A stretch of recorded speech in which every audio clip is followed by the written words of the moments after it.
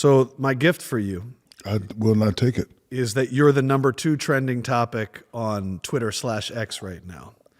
And I know that you love nothing more than a little motivation. Yes. Did you hear about First Take? No. Okay. Apparently, because on the Tuesday night TNT show, you said that Steph is... It's not what I said. I asked. See, I hate you earthlings. First of all, you told me that I'm not an earthling. I didn't say anything. I asked. You said, should Steph be in the conversation I was just as the greatest of all time? I do, because Which apparently caused them to have a conversation about where you rank. And so can I play you this gift? Sure, play it. First off, we got to hear Shaq now do this. Who is that? Shaq is Chris Russo.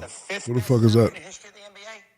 Hold on, you missed that. He said you're the 5th best center in the history of the NBA. Okay. Chris Russo is a legendary New York radio host. Legendary to who? He's in, I believe, the Hall of Fame. No. Legendary to you. He's not a legend to me. To earthlings in the New York region. Okay, got it. Okay. So he said, and he's on, by the way, with Stephen A. Smith and Jay Williams, who proceed to lose their minds. But here's the rest of the clip.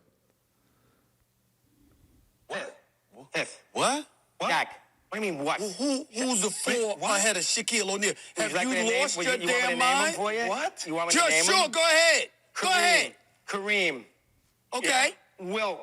No. I'm not giving it to Will. No, you guys are crazy. You're not giving it to Will. No. You're not I'm going to not. put Wilt Chamberlain, who averaged 50 points a game and scored Who 100 was a a game in foot 30 taller? minutes. Who was a You're foot nuts. taller You're than nuts. 99% of the league? Oh, Yeah. you're nuts. Dominant player in NBA history. Who was stopping Shaquille O'Neal And in who- any era? And who's Tim Duncan is better than he is. Tim Duncan's better. And I tell you something, two other guys. That's not a center. Tim Duncan's powerful. Elijah Wan is better. Who beat him 4 Two-time straight games. champion of Shaq's 4. Shaq's No 4. scoring titles to Shaq's 2.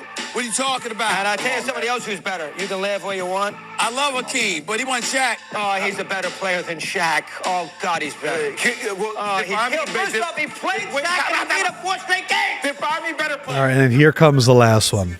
I'm waiting for the definition, please. Okay, first off, who did Shaq beat in the NBA final in the pivot? The last one, because he's talking too much, Yeah.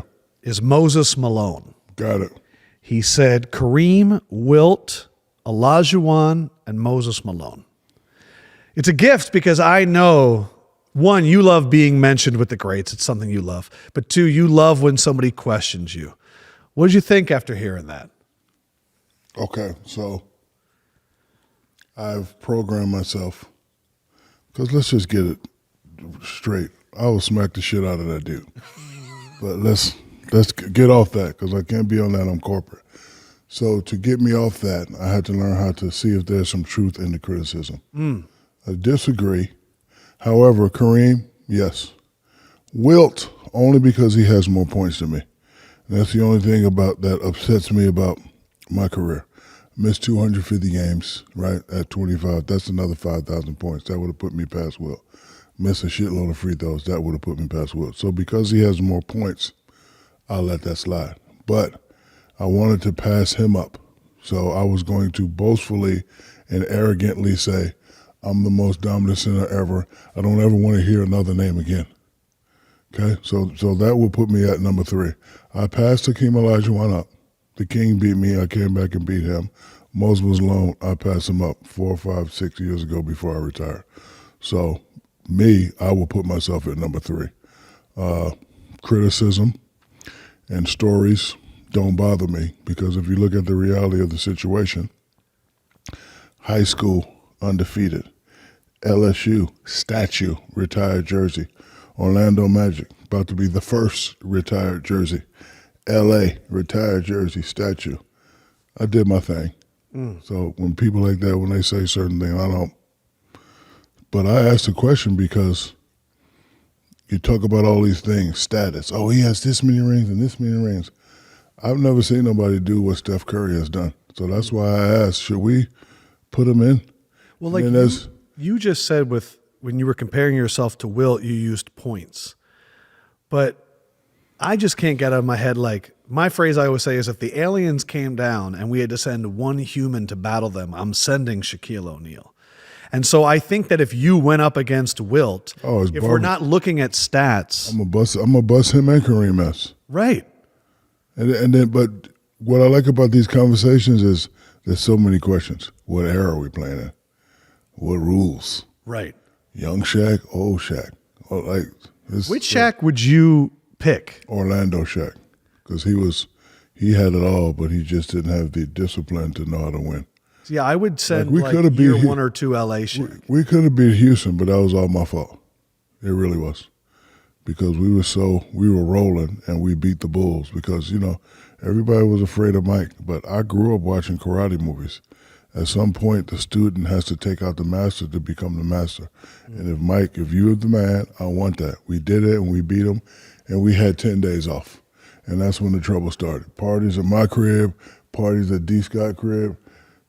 I was renting private jets back before that was a thing. Me and D. Scott, we in this little ass jet. We fly to Atlanta. We in Magic City for 2 days because we had 5 days off.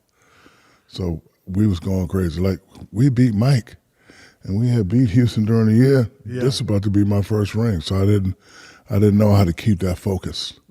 I let off, and then when I played against Akeem, who was my idol, I showed him too much respect.